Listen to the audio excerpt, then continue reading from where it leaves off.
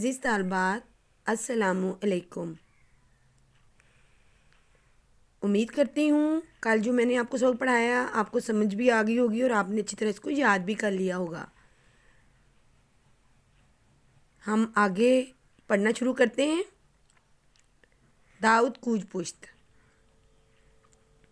او از سرپیچ خیابان پهلوی انداخته بود، در خیابان بیرون سر شهر به سوی دروازه دولت می رفت. او وہ از سر پیچ پہلوی انداخته بود، او وہ از سر پیچ موڑ سے پہلوی انداخته بود، وہ پہلوی بازار کے موڑ سے روانہ ہوا تھا۔ و خیابان بیرون شہر بسوئے دولت دروازہ می رفت، اور شہر کی بیرونی سڑک، خیابان کہتے ہیں سڑک کو، بیرون بیرونی شہر کی، اور شہر کی بیرونی سڑک سے گزر کر بسوئے طرف دروازہ دولت دروازہ دولت کی طرف می رفت جا رہا تھا۔ یہ داؤد کو پشت کے بارے میں بتا رہے ہیں۔ پہلے اس کی ساری اس نے حیت جو ہے اس کی جو گیٹ اپ تھا اس کے بارے میں بتایا۔ اب وہ بتا رہے ہیں کہ آگے وہ کیا کر رہے ہیں۔ کہتے کہ وہ او از سر پیچ خیابان پہلو نزدیکی غروب بود، غروبی آفتاب کا وقت تھا، ہوا کمی گرم، فضا قدرے گرم، دستے چپ جلوی روشنایی محو این پایان غروب دیوارهای کاغلی و جرزهای آجری در خاموشی سر به سوی آسمان کشیده بودند۔ سورج غروب ہونے کے قریب تھا، فضا قدرے گرم تھی، دستے چپ بائیں ہاتھ، دست کہتے ہیں ہاتھ کو، چپ کہتے ہیں بائیں ہاتھ، جلوی روشنایی محو ان پایان غروب دیوار ہے کاغلی، غروب آفتاب کی مدھم روشنی میں، روشنائی محو مدھم روشنی میں، غروب آفتاب کی مدھم روشنی میں مٹی اور بھوسے سے بنی ہوئی دیوار ہے یہ کاغلی کہتے ہیں مٹی کو اور بھوسے اور مٹی سے بنی ہوئی دیواریں، و جرز ہے یہ آجری پختہ اینٹوں کے ستون، آجری کہتے ہیں پختہ اینٹوں کو، جرز ہے یہ ستون، در خاموشی سے سر بے سوی آسمان کشیدے بودند، خاموشی سے آسمان کی طرف سر بلند کیے ہوئے تھے۔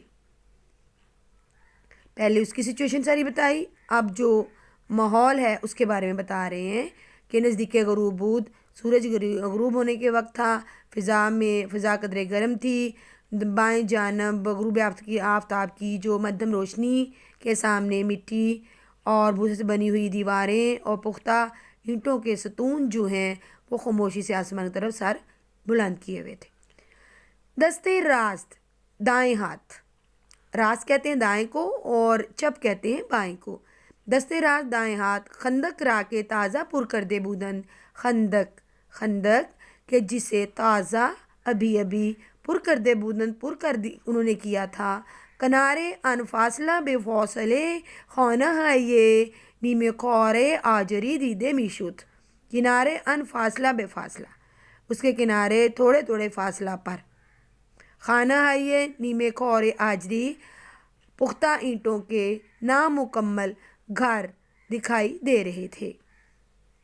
اینجا یہاں نسبتاً خلوت تنہائی تھی، واگاہی اور کبھی کبھی آٹو موبائل یا درخشا یا کوئی رکشہ می گزرتا تھا، کے باوجود آپاشی کے پانی چھڑکنے کے باوجود، کمی گرد و غبار بہوا بلند می کرد، تھوڑا سا گرد و غبار ہوا میں بلند ہو جاتا تھا، در طرف خیابان سڑک کے اطراف میں، کنارے جوئے ندی کے کنارے درخت ہوئے تازے نوچے کاشتے بودند، تازہ اور نئے درخت جو تھے وہ اگائے گئے تھے۔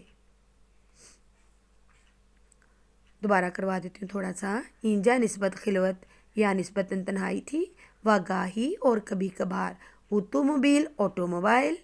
یاد رکشائی یا کوئی رکشہ. می گزشت گزرتے تھے. کے باوجود آبپاشی. کیا آبپاشی کے باوجود. آپ کہتے ہیں پانی کو، پاشی کا مطلب ہوتا ہے چھڑکنا. پانی چھڑکنے کے باوجود. کمی تھوڑا سا. گرد و غبار جو تھا بے ہوا ہوا میں بلند می قد بلند ہو جاتا تھا. در طرف خیابان سڑک ایک طرف. کنارے جوئے آپ. جوئے آپ کہتے ہیں ندی کو. ندی کے کنارے درخت آئیے تازہ نوچے کاشتے بودن. تازہ اور نئے درخت جو تھے وہ اگائے گئے تھے. او فکر می کرد. وہ سوچ رہا تھا. می دید وہ دیکھ رہا تھا. از آغاز بچگی خودش تا کنون ہمیشی اسباب تمسخر و یا ترہم دیگران بودے. کہ بچپن کے شروع سے ہی خودش اپنے آپ کو تھا کنون اب تک. وہ سوچ رہا تھا اور دیکھ رہا تھا کہ بچپن کے آغاز سے لے کر اب تک ہمیشہ اسباب تمسخر یا ترہم دیگران بود. وہ دوسروں کے مذاق اور رحم کا باعث بنا. یادش افتاد. یادش یاد شین اس کو یاد پڑتا ہے اولین بار پہلی بار کہ معلم سردست تاریخ گفت. استاد نے تاریخ کا سبق پڑھاتے ہوئے گفت کہا کہ اہالی اسپورت بچوں ہوئے ہیولائے ناقص رامی کشتن. کہ اسپین کے باشندے. اہالی اسپارت یہ اسپین کے باشندے انہیں کہتے ہیں اہالی اسپارت. اسپین کے باشندے بچے یہ ہیولائے ناقص عجیب و خلقت اور نقص شدہ بچوں کو می کشتن مار دیتے تھے. ہمی شاگردان برگشتن.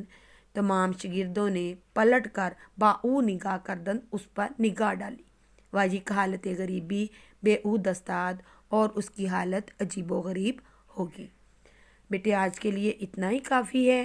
ابھی آپ کی نیو کلاس ہے. آپ کو امید ہے سمجھ آ گئی ہوگی. انشاءاللہ تعالی باقی کا ہم نیکسٹ ڈے پڑھیں گے. اللہ حافظ.